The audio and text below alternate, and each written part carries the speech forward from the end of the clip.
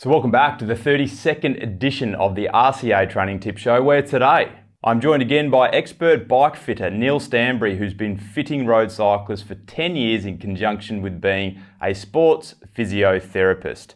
In today's video, Neill is going to run through a complete bike fit, as in if you were to try and fit yourself at home, this is how you would go about it. And look, I've had a ton of requests on the channel from you, the audience, to do this video today, as many people don't have access to good bike fitters in their area, and also the COVID situation around the world has made things a little tricky. So Neill is going to run through a sequence of critical bike fitting touch points step by step, and while outlining each critical touch point, I'll provide info cards that will pop up here. So as Neill is talking about specific topics, so cleat position, saddle height, saddle fore and aft, and also handlebars, you can deep dive on those specific topics by clicking on the pop-up that comes on the screen here, and I'll also provide links to those videos below. Now, I do have some channel news to share with everybody, and I wanted to do that in this video today, but just sorting through some finer details. I'm going to share this channel news with you just after Christmas. And before we get into today's video, a few months ago, I had a bit of a pipe dream to see if I could hit 100,000 subscribers on the channel before the end of the year. I know it's probably not going to happen, but they say Christmas is a time for giving, so if you get value from this video today, I know there's a ton of people out there that watch these videos that don't subscribe, please hit that subscribe button below, and let's get into the video. Yeah, you want this to be a 12-minute video? Yeah. 15 minutes max. Come back in 3 hours. This is a tough one to condense it down. So look, the massive amount of caveats at the start of this one. This will be a really oversimplified kind of process, which I guess by necessity it has to be, because there's, as a person who's trying to sort themselves out at home, it has to be overly simple. You just the degree of minutiae of things that we go into when you're there in my clinic for 3 hours, you're never going to be able to replicate that at home. But if you wanted to get yourself roughly close, yes. What I would suggest you do, you will need a stationary trainer on your bike, obviously. If possible, some form of video recording, because it's not ideal to rely just upon what you're feeling.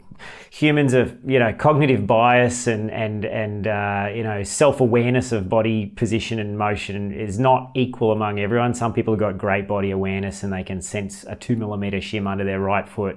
And I met a bloke last night who couldn't feel the difference between no shim and a 14mm shim underneath his shorter leg. So, it's highly variable, how well the person will be able to sense it. So some form of video, even if it's just your other half with a camera phone, is worth doing. So there's three kind of areas, like basic areas where you want to break this down. You start with the things that you can control relatively easily off the bike, which is the shoe. Okay. So sort out the foot, the cleat position primarily, then the pelvis, then the hands, in that order. Yeah, and I don't always fit people in this order. If their drop is clearly 50mm too low or too high, that'll be the first thing I'll change, right? I tend to start with the biggest problems and work my way down to the smallest problems. But if you're trying to do it at home, a sequence is a good thing to be able to work through. First thing to do, roughly set your cleat position, right? If the cleat's too far forward on the shoe or way too far back or something like that, it'll throw off other problems up into the position which you'll be unable to rectify. And we can do this before you even get on the bike. So we'll use your little splice bit of footage from how I found your cleat position and set it and measured it on the day. But essentially, find the joint line between your big toe and the rest of your foot. Just stick your fingernail into it. Once you've found it, mark it with a pen. Use your right foot for this. If your feet are different sizes, don't worry yet. That's a bit too far beyond the scope of this video. Okay. But base it off your right foot. Find the joint line, mark it with a bit of pen, and then tape a cable end or a little bolt or a little section of a pen or something to it, so that you've got a lump which you can feel through the shoe. Slide the foot into the shoe, and then I put a bit of tape over the shoe and just mark it with a pen or a pencil. So you've then translated where your big toe joint is relative to the shoe, right? Take the cleat off the shoe, and I know the cleat is still on this one, but we're not going to dismantle your shoes for this. Take the cleat off the shoe and put it on a flat surface, right? So your shoe will be flat like that. Use a business card. Business cards are ideal for this because they're a set square which can bend to conform around the shape of your shoe. So stick it on a level surface, line it up with your mark that you've got and translate that mark using a pen. Just draw a line down on the tape that you've put on the shoe. Draw a line vertically down onto the sole of the shoe, and it'll come out somewhere there, right? Yes. And then use a ruler and figure out roughly how far behind that point the middle of your cleat position is. Now, Speed Plays have got a little line on the base plate. Shimano cleats have got a tiny little notch on the side of the cleat. You might have to show some footage there if you can find it of someone zooming in. They're a bit hard to find. And measure how far behind the center of your cleat is relative to your big toe joint.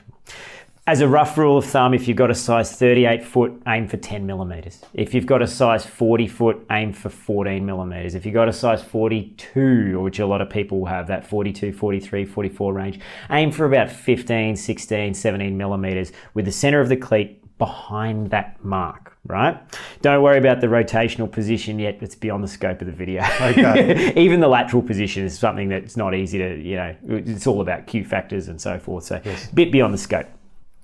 Set them up the same unless your 2 feet are totally different sizes, in which case you may want the left and the right one to be staggered as a test. If your right foot's 5 mil longer than your left, you might want to try running the right cleat further forward on the shoe by 5 mils.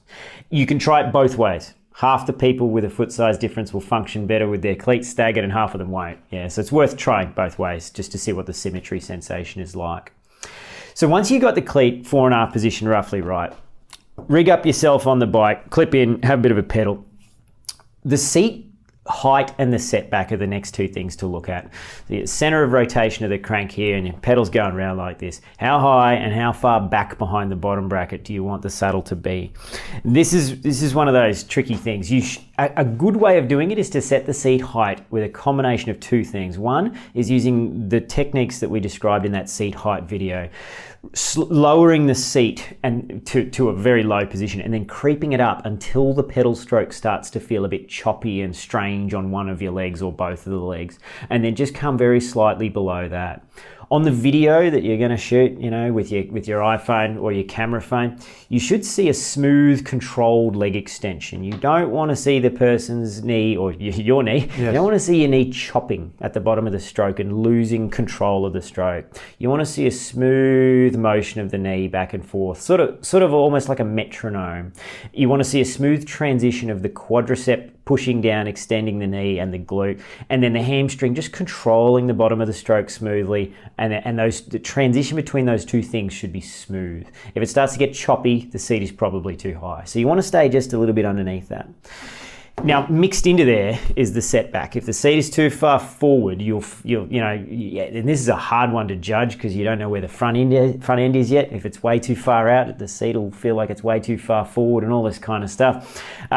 But you want to see, that old thing, the plumb bob kind of trick. If your knee is roughly over the center of the pedal, on the downstroke, you're in the ballpark. It can be still 40 mil off, right? So I guess it's a pretty big ballpark. Yes.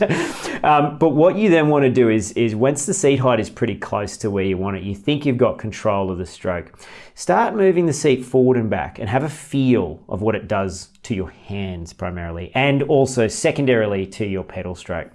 When the seat's too far forward, if it's at the right height, you'll start to feel really, really quad dominant. You'll feel like you're way out over the pedal. There'll be a lot of weight on your hands, probably a sign that the seat's too far forward. If it's way too far back, you'll feel really light on your hands, but you'll feel really hamstring heavy, and the stroke will feel like you're not kind of getting over the top of the stroke and pushing down solidly on the pedal, that kind of stomp, that push down that should feel nice and strong. You'll start to lose that when the seat is too far back. So what sort of pressure should somebody be riding while they're testing these things? Yeah, it's a good question. Somewhere around your 20-30 minute load. So it should be done at a decent tempo. Yeah. Yes. If they're cruising along at 50 watts, everything will feel heavy on the hands because there's going to be more weight on your hands when you're cruising than when you're going hard. You should be pedaling at a decent clip when you're doing this, yeah? And bear in mind, you move the seat back, the seat is getting further away from the crank. So as it goes back, you might feel, the pedal stroke feels a bit choppy again. I have to lower it a bit, yeah? Or if it goes forward, you might have to raise it a little bit. And somewhere in a diagonal kind of plane there, you'll reach hopefully some kind of equilibrium where the weight to the front end feels not too bad. You feel like you're getting over the top of the pedal stroke quite well and pushing down quite strongly, but you've also got full control of the stroke, and you feel at a decent load, you feel like there's a bit of hamstring load going on through the bottom section of the power phase of the stroke. The hamstring is controlling the stroke quite nicely, and you feel like you're in balance. There's no number that you can use. You can't say, oh, I'm this tall, my legs are that long, this is the number where I'm going to start.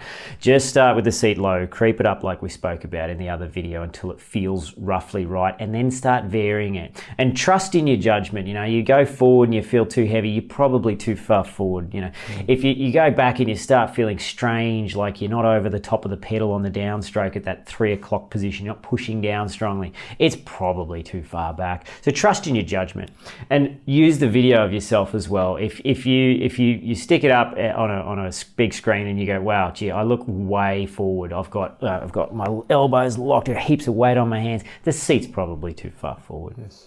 And you know, because the people that are doing this at home they don't have my experience of looking at thousands of riders from the side. They won't be able to immediately trust their judgment on what they see. They're probably better off going off what they feel as a judgment call.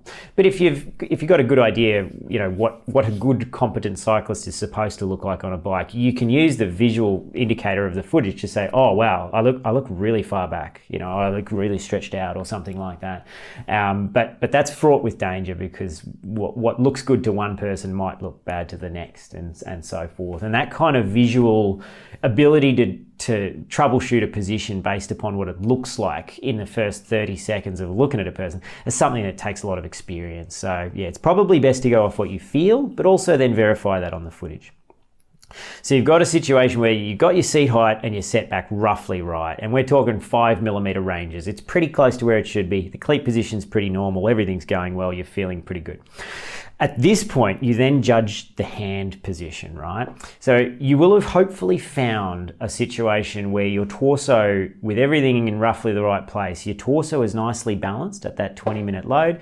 You've got a situation where you can cantilever your torso out from your pelvis with very little load on your hands, or very little projection of your shoulders forward, or, you know, shoulders aren't being pushed up, that kind of thing. And then all you want to do is place the hood in a position and an arc of rotation. So it can be either high and a bit longer, or short and a bit shorter, somewhere within an arc, which can span, it can be quite a big arc for some people, but it's usually a 20mm arc of reach and drop. Somewhere in an arc there, you'll have a situation where your hand is on the hood, your elbow is bent, you know, 20, 30 degrees. It's relaxed is the point. It's not locked out.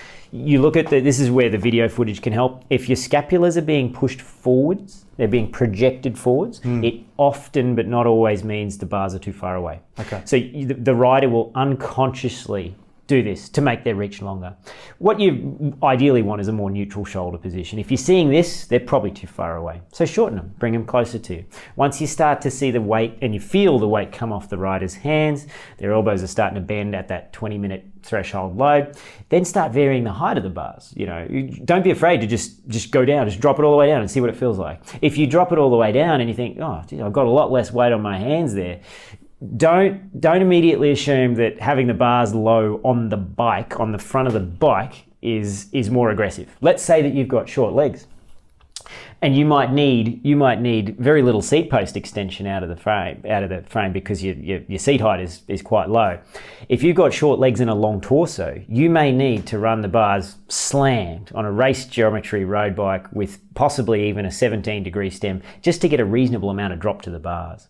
If you're highly flexible, there's a pretty good chance you're going to need drop which will exceed 100mm, you know, with the highest point of the seat down to the center of the bar. So don't be afraid to drop it right down and just try it. If it feels lighter on your hands and balanced and happy, and your shoulders are relaxed and your elbows aren't, you know, locking out, there's no reason not to ride like that if it's comfortable. So the drop number, you know, how high the bars should be relative to the seat, it varies dramatically. And you can't say, well, I'm this tall and I'm that flexible, so I need 120mm of drop. It varies too much. And arm length varies. So look for the weight on the hands. Look for the shoulders to not be projecting out. If they're projecting up, it often means that the bars are too high because you're trying to sort of unconsciously drop your torso down between your shoulder blades. If you're really just heavy on the hands and they're pushing back, it often means the bars are far too close to you, right? So play around with the front end, and you know, if you find that you feel more comfortable riding in the drops, it's probable that the bars are too high. So don't be afraid to drop them down. You know, last night, for example, I met a 60-year-old bloke who was pretty inflexible. He had bad posture, all this kind of stuff. The guy functioned best with 125 mils of drop to the bars, which is quite a lot. It's 30 mils more than I run, 35 mils more than I run, and I'm 20, 30 years younger than the guy and more flexible.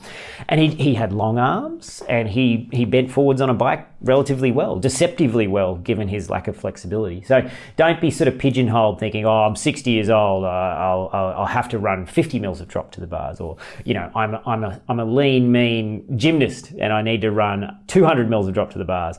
It's highly variable depending upon a lot of things which you can't measure and shouldn't bother measuring on the person, like arm length and stuff like this.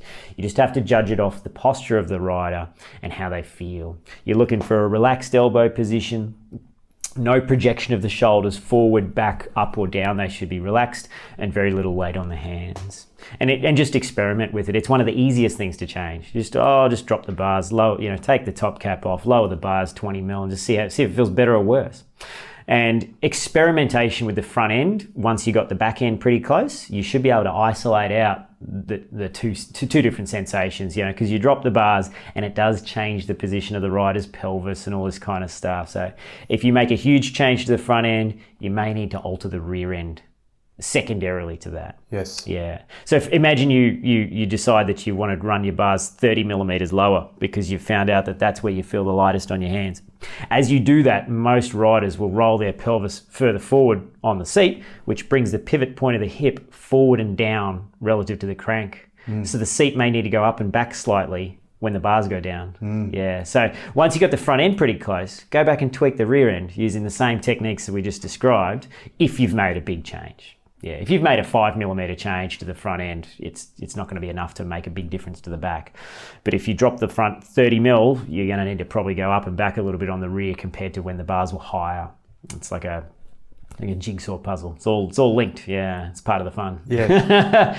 So look, those are the three things, and this is like a dramatic oversimplification. And there's so many holes in these things that I could pick even with my own argument. Yes. But if you're trying to do it yourself, judge it off mostly what it feels like, but don't be afraid to use a bit of footage. You get your other half to film you and go, gee, I'm really losing control of the stroke there. Maybe I should try lowering the seat, or wow, I'm dropping my heels ridiculously. I should try running a more rearward cleat position. Yeah, you can reference back to that video we did on cleat position. Yes. So you can tweak it within those parameters. If you look at your footage of yourself and think, I'm a bit of an oddball, I look a bit weird in that way, or I'm way too stretched out. It doesn't feel too stretched out, but I look like I'm projecting my shoulders forward and locking my elbows. Try running a shorter stem, 20 mil shorter, just see if it feels better. Borrow one from your mate and chuck it on and see how it feels. And hopefully with a bit of experimentation, devote a couple of hours to it.